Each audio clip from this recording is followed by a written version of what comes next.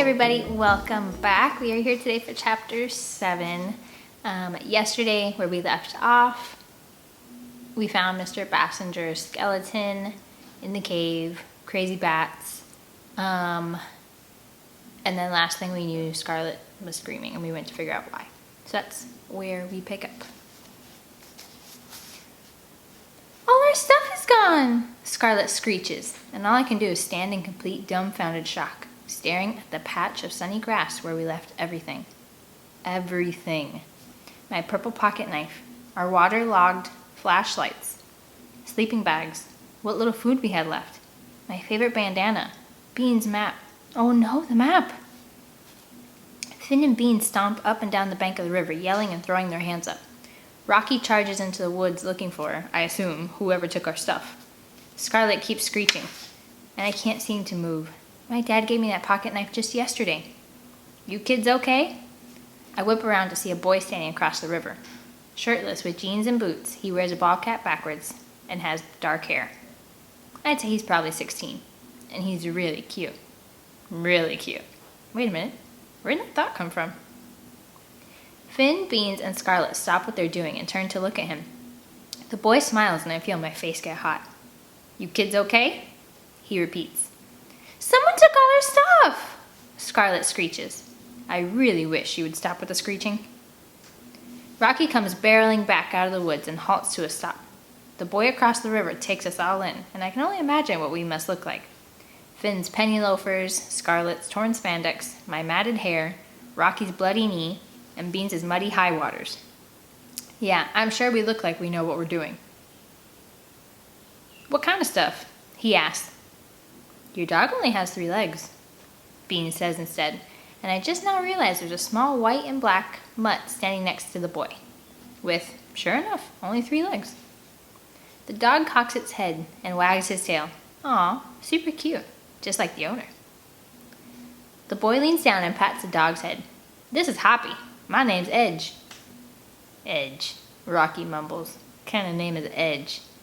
What kind of name is Rocky? I mumble back and earn a glower. Where are you kids headed? Edge asks. To the Bean slaps his hands over Finn's mouth. Nowhere, just out playing. Edge gives us another pursual, and his lips twitch like he thinks we're funny. I heard screaming a few minutes ago. Are you sure everything's okay? You haven't seen anything odd, have you? Just act casual, Rocky mutters before shouting. Nope, we're fine. All right, well, you kids be safe. There are a lot of dangers in the woods. With that, Edge and Hoppy sidle off. Finn shoves Beans. Don't ever put your nasty hand on my mouth. You were going to blow our cover, Bean says. I keep watching Edge all the way until he disappears around the bend of the river. He was definitely cute. Scarlet sighs, and I turn to see her watching him too. I narrow my eyes. Hey now. Rocky scoffs. I bet he took our stuff. How is that even possible? I defend a cute boy I don't even know.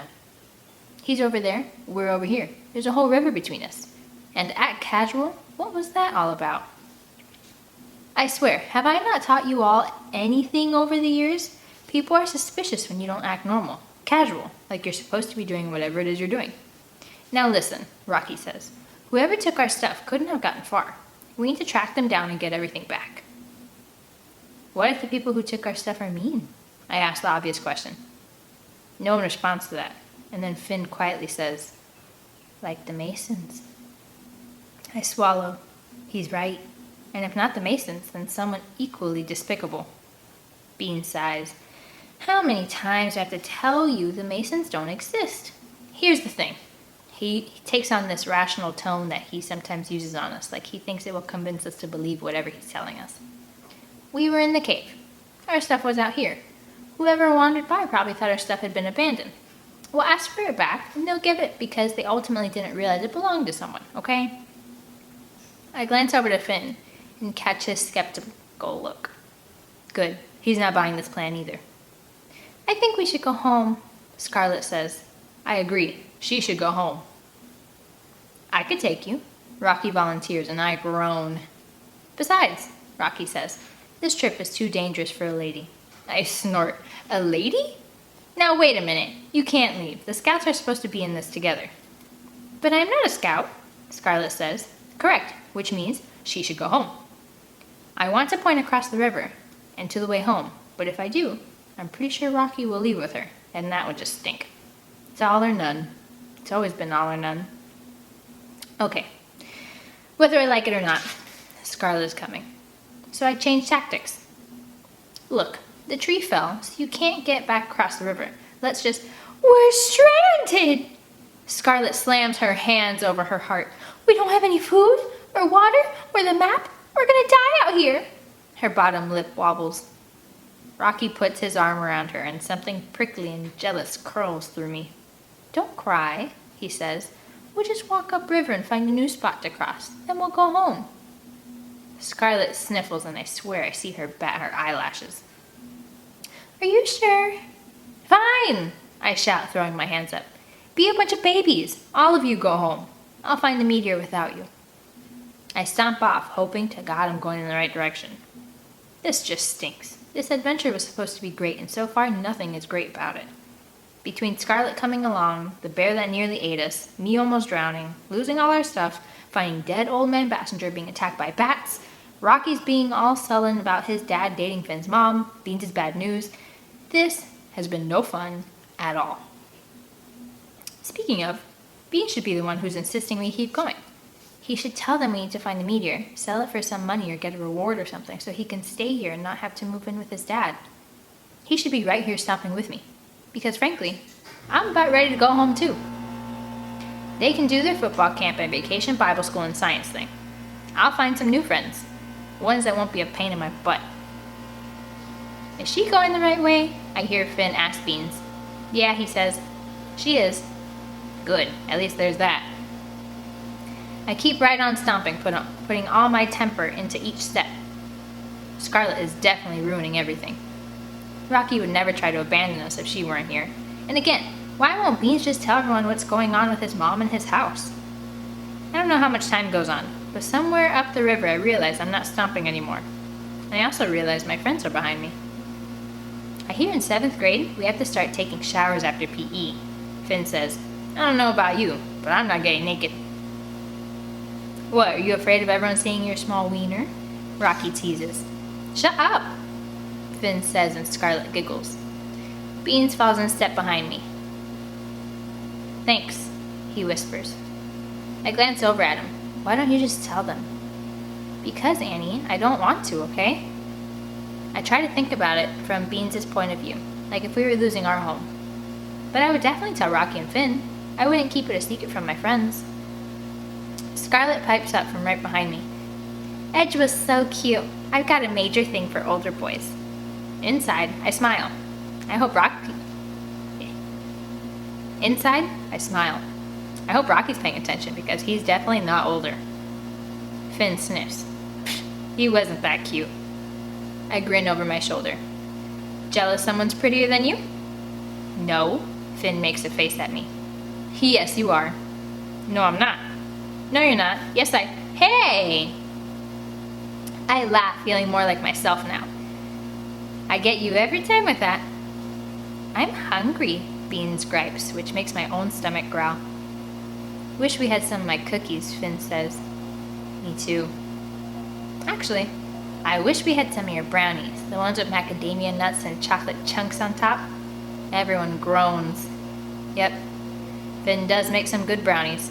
Well, except for that time he made an X-Lax batch. Finn got on the bus carrying a baggie of brownies and plopped down in our usual seat. Beans and Rocky and I all lit up. Ooh, can we have one?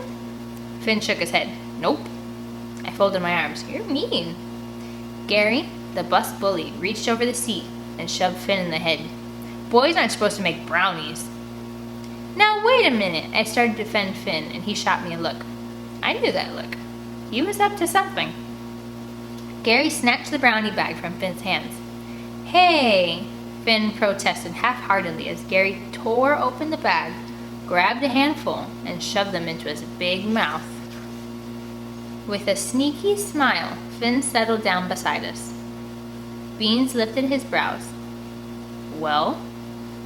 X-Lax, Finn whispered, and we all snickered. Gary didn't stop his caveman ways, but he never stole food from any of us again. Voices floating through the trees cut through my memory and bring us to a stop. "Them there stupid kids." A man's phlegmy laugh echoes through the morning, and we stop to listen, leaving all that stuff out for us to get. A woman's cackle follows the man's, and the deep, raspy sound of it makes me swallow hard. That cackle does not sound like it comes from a very nice woman. Maybe we need to teach him a good old-fashioned basin lesson. "Guys," Finn whispers in terror, "it's the Mason Mountain Clan."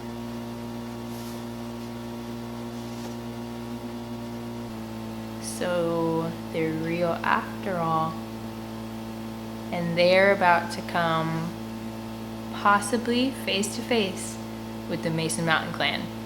So make sure you come back tomorrow to find out what happens next. See ya.